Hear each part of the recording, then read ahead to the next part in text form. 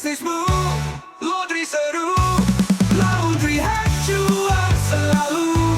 Cepat tanpa ragu, laundry hack andalan bisnis laundrymu. Hack bisnismu, laundry seru, laundry hack cuan selalu. Cepat tanpa ragu, laundry hack andalan bisnis laundrymu. Hai Sobat Hack, welcome to YouTube channel Laundry Hack. Gimana teman-teman, apa kabarnya nih? Gimana bisnis laundrynya, berkembang atau memang lagi ada masalah? Karena bingung kira-kira targetnya sebenarnya siapa sih gitu ya.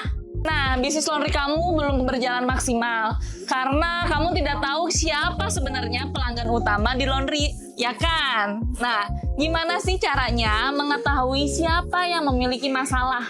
Bagaimana kebutuhan mereka dan cara mendekati mereka adalah langkah penting untuk membangun bisnis laundry yang cuan. Nah, di video ini aku akan membahas secara rinci siapa yang membutuhkan layanan laundry kamu, bagaimana segmentasi pasarnya yang tepat nih, serta strategi untuk menjangkau mereka secara efektif. Nah, siapa ya kira-kira yang memiliki masalah dan membutuhkan layanan laundry? Nah, ini perlu banget para owner laundry mengetahui ini. Yang pertama, orang yang sibuk, pekerja kantoran dan profesional. Mereka tuh problemnya tidak memiliki waktu untuk mencuci karena jadwal kerja yang begitu padat, membutuhkan pakaian kerja yang bersih dan rapi setiap harinya. Solusinya yang dibutuhkan biasanya harus ada layanan ekspres, misalnya 1 jam beres, 1 hari selesai, kayak gitu ya. Terus juga bisa menyediakan antar jemput pakaian langsung ke rumah atau ke kantornya. Yang kedua, mahasiswa.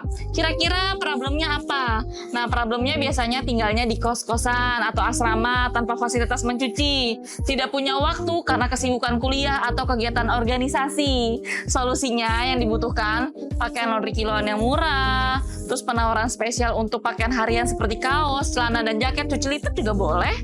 Dan yang ketiga, keluarga muda. Ini biasanya yang punya balita gitu ya.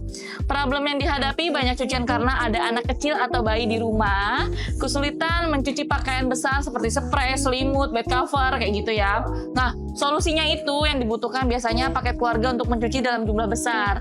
Jaminannya kebersihan dan higienis untuk anak dan bayi-bayinya gitu.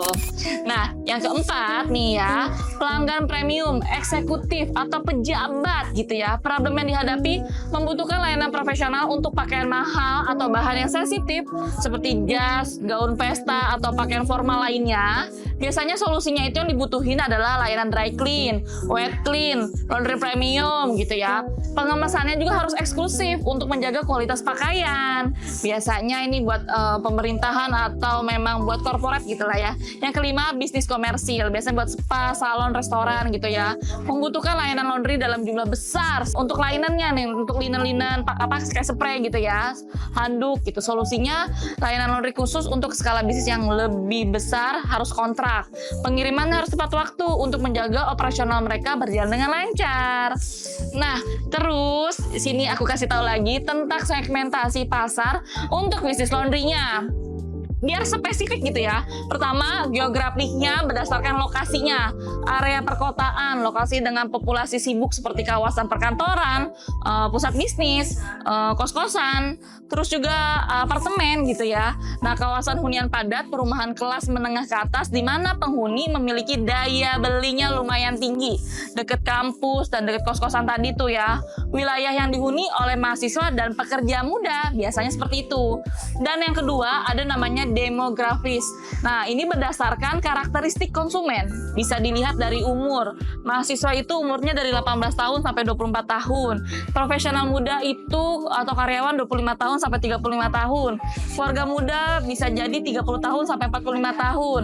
Nah, pekerjaannya apa aja gitu? Aktivitasnya mahasiswa, karyawan kantoran, eksekutif, pemilik kantor, pemilik usaha kecil atau ibu rumah tangga. Nah, kira-kira pendapatan dia tuh berapa sih?